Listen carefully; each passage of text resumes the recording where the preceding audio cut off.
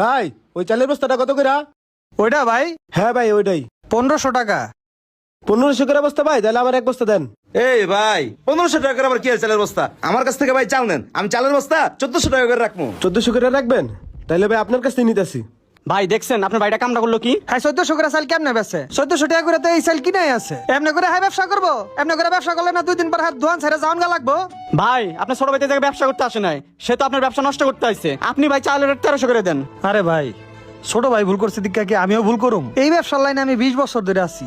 আমি এটা নারী নক্ষত্র সবকিছুই জানি। ওই তো ব্যবসা করে শুক্রে 800 দিন, 2 দিন পরে ওই এমনি লাইনে আয় পড়বো। আর আমরা নিজেরা বাইরে যে কামড়া কামড়ি করি, এতে ফায়দা মাইনসের, আমগো কোনো ফায়দা নাই। আমরা শুধু লসের মধ্যেই পড়বো। আপনি ভালো কথা বলছেন ভাই। এই নেন ভাই, এই 1000 টাকা রাখেন। আমার এক বস্তা চাল দেন, আর 400 টাকা কিছুদিন পরে দিব না। বাকি যদি না দেই তাহলে বড় ভাই কাস্টমারটা আমি ধরতে পারবো না। বাকি দিয়ে দিই। আচ্ছা ভাই দাঁড়ান, আমি আপনার চালের বস্তা দিতে আসছি।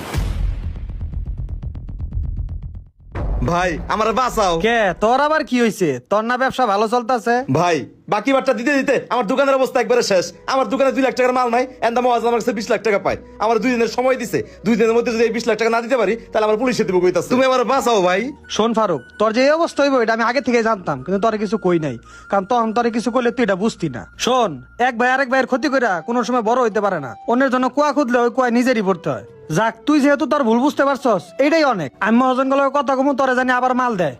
আর তোর যে বাকি বাট্টা গুলো পড়ে রয়েছে এটিও আমি উড়াই দেওয়ার ব্যবস্থা করতেছি। এখন থেকে কোনো কিছু করার আগে তুই আমার পরামর্শ নিয়ে করবি। 2 ভাই এক লগে ব্যবসা করলে কেউ আমাকে কোনোদিন কোনো ক্ষতি করতে পারবো না। হ্যাঁ ভাই তুমি একবার ঠিক কথা কইছো। এখন তো আমি তোমার পরামর্শ ছাড়া কোনো কিছু করবো না।